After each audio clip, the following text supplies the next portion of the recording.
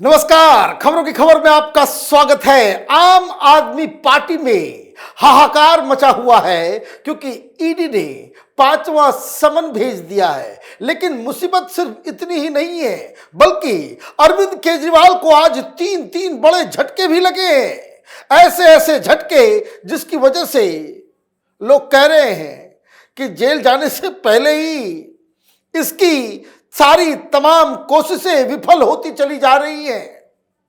कहा ये पॉलिटिकल दांव पेच में पड़े हुए थे कि ऑपरेशन लोटस चलाया जा रहा है। अब ये बात समझ में आ रही है कि केजरीवाल पूरी तरीके से अब इस बात को समझ चुका है कि उसके दोस्त हेमंत सोरेन को जिस तरह से ईडी ने अपने गिरफ्त में ले लिया, उसका नंबर भी लगने वाला है।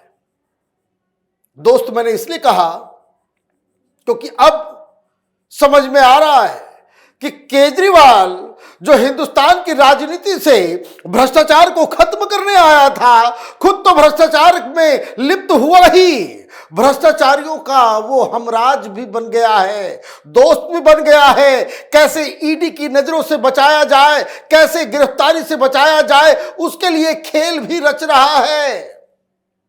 और इसके बाद एक और बुरी खबर आ गई चंडीगढ़ से, पंजाब हरियाणा हाईकोर्ट की तरफ से, जहां ये पिछले 2 दिनों से जो छाती पीट रहा है कि चंडीगढ़ में मेयर जो है वो गलती से बीजेपी का चुना गया।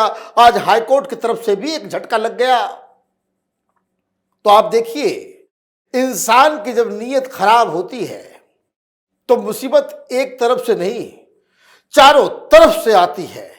पहले बात करते हैं जिसके बारे में काफी चर्चा सोशल मीडिया पे और कई सारे दलाल पत्रकारों का जत्था जो अपने आप को जज समझ बैठे हैं, उनकी बात करते हैं। मेयर के चुनाव की बात करते हैं।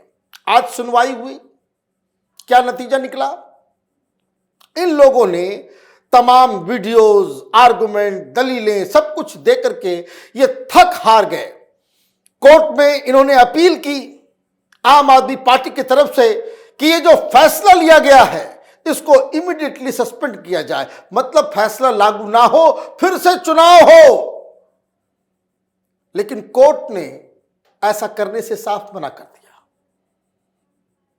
इन लोगों ने अपील की कि हुजूर, हमने देखी ये वीडियो, इस वीडियो में वो साफ साफ वो क्या कर रहा है, नहीं कर रहा है, ये तो जांच का विषय है।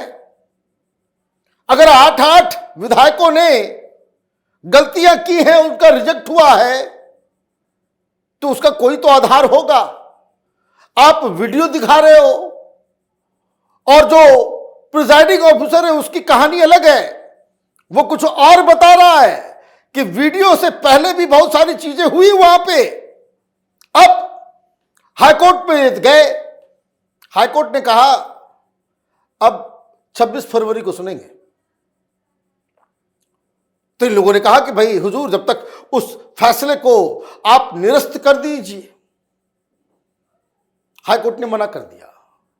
मतलब जो फैसला प्रिजाइडिंग ऑफिसर ने लिया कि मेयर भारतीय जनता पार्टी का है, वो जीत चुका, वो अब मेयर के रूप में काम करेगा, उसके फैसले के ऊपर कोई स्टे नहीं है। तो एक बहुत बड़ा झटका, पूरी ये जो टूल किट गैंग वो कल से लगा हुआ था। हालांकि वो वीडियो के बारे में जज साहब को भी दिखाया गया, एक सबूत के तौर पे हाईकोर्ट में रखा गया, इसके बावजूद भी ये फैसला नहीं हुआ। क्यों नहीं हुआ? क्योंकि अभी तो जवाब देना बाकी है।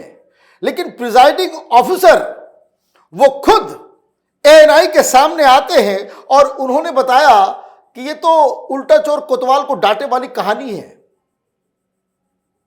इन लोगों ने गलत तरीके से वोटिंग की और जब काउंटिंग के लिए बुलाया गया, जब मैंने घोषणा की, इन लोगों ने बैलेट को ही छीन लिया, अपने साथ ले गए। वो तो वहां पे चंडीगढ़ पुलिस की सिक्योरिटी थी। कुछ लोगों ने उस बैलेट पेपर्स को जो है फाड़ दिया, तो ये तो गुंडागर्दी है। तो आप दोनों ही चीज करोगे, गुंडागर्दी भी करोगे, कोर्ट में भी जाओगे, तो ये एक अलग जवाब देना पड़ेगा आम आदमी पार्टी को, कांग्रेस पार्टी को। दूसरी चीज कि फैसला अब आ गया तो कम से कम अब प्रोपेगेंडा बंद कर दो। हाई कोर्ट से ऊंचा कोई नहीं है। अभी मसला सुप्रीम कोर्ट में जाएगा तो फैसला होगा, लेकिन ये जो कल से जो जजेस बने हुए थे सारे लोग, उनके लिए ये ठीक नहीं है। अब दूसरी चीज, दूसरी खबर आई, और ये तो बड़ा अजीबोगरीब कहानी सामने आ रही है कि 40 घंटे से हेमंत सोरेन गायब थे। वो दिल्ली आए, दिल्ली के घर पे ईडी के अधिकारी गए, छापेमारी भी की, कोई 35 लाख रुपए जो है उसकी कार से मिला भी, कार को भी सीज किया गया। बीएमडब्ल्यू कार है। ये तमाम सोशलिस्ट जो हैं ये सब बीएमडब्ल्यू के नीचे, गरीब गुरबा की बात करने वाली ये तमाम नेता, और ये बीएमडब्ल्यू और लैंड क्रूजर के नीचे कोई बात ही नहीं करता।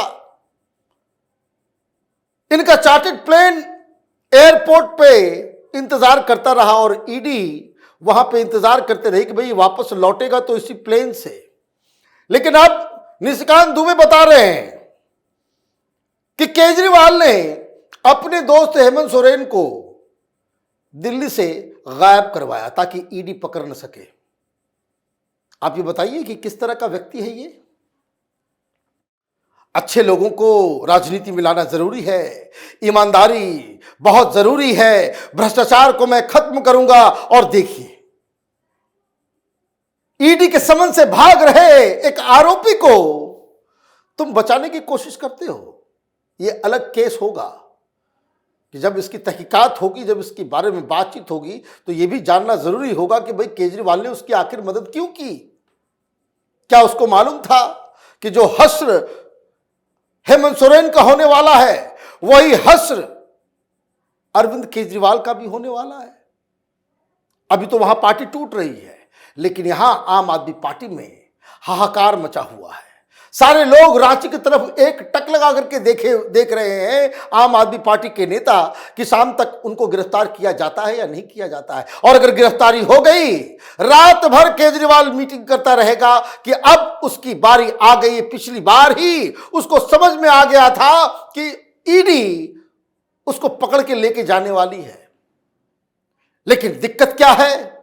जो दिक्कत उसके दोस्त हेमंत सोरेन की है, वही दिक्कत अरविंद केजरीवाल की है। लेकिन कम से कम हेमंत सोरेन के आंखों में पानी है, शर्म है, हया है, पब्लिक मोरालिटी का कुछ न कुछ वो तकाजा, वो चीजों को अहमियत दे रहा है। इसलिए जब वो रांची लौटा तो वो अपनी पत्नी को मुख्यमंत्री बनाने के लिए तमाम कवायद शुरू की। हालांकि उसमें अलग पेच है, लेकिन इस अरविंद केजरीवाल को, जो अपने आप को भगत सिंह का चेला बताता है, सत्य हरिश्चंद्र बताता है, खुद को कट्टर ईमानदार बताता है, ये तो उल्टी गंगा बहा रहा है। ये तो कह रहा है कि मुझे पकड़ के ले जाओ, जेल से ही मैं सरकार चलाऊंगा। हालांकि वो चलेगी नहीं, इसको इस्तीफा देना पड़ेगा इमीडिएटली। लेकिन फिर भी 20 दिन तक इसने कैंपेन चलाया कि दिल्ली की जनता कहती है जी मुझे तिहाड़ जेल से ही सरकार चलाने दो। वो क्यों? क्योंकि पार्टी टूट जाएगी। वो क्यों? क्योंकि फिर उसको अपनी पत्नी, जिस तरीके से हेमंत सोरेन ने अपनी पत्नी को, कल्पना सोरेन को मुख्यमंत्री बनाने के लिए समर्थन पत्र पे साइन इसने करवाया है, उसी तरह का काम अरविंद केजरीवाल को करना पड़ेगा। क्योंकि भरोसा तो ये किसी पे नहीं करता। तो ये दिक्कत कि अगर जेल गया तो पार्टी की क्या होगी, पार्टी किस तरह से आगे बढ़ेगी, सरकार कौन चलाएगा? क्योंकि बाकी के जो जितने भी और भी लोग जो सरकार चला सकते थे सब तो जेल के अंदर चले गए। तो कई सारी मुसीबतें अरविंद केजरीवाल के दरवाजे को नॉक कर रही है। 2 तारीख को बुलाया गया है। अब देखना यह है कि अरविंद केजरीवाल ईडी के इस चाल से अपने आप को कैसे बाहर निकाल पाते हैं। पिछली बार जो 4 समन दिए गए, तो कभी ये कैंपेन करने का बहाना इसने बनाया, तो कभी ये विपासना करने का बहाना बनाया, तो कभी कुछ। लेकिन अब time is up. Arvind Kejriwal को 5वां समन में रिस्पॉन्ड करना ही पड़ेगा और अगर वो नहीं करते हैं तो सुप्रीम कोर्ट के आदेश के मुताबिक कि चूंकि ईडी को ये केस शराब घोटाले का 6 महीने के टाइम बॉन्ड पीरियड में खत्म करना है इसके इन्वेस्टिगेशन को, तो फिर ईडी के पास कोई दूसरा चारा नहीं बचेगा कि इसे शीश महल के अंदर जाकर के पूछताछ करते हुए इसे उठा करके ईडी अपने साथ गिरफ्तार करके लेके आए। आप देखते रहिए कैपिटल टीवी। हमारे वीडियोस को लाइक कीजिए, शेयर कीजिए और हमारे चैनल को सब्सक्राइब कीजिए। धन्यवाद।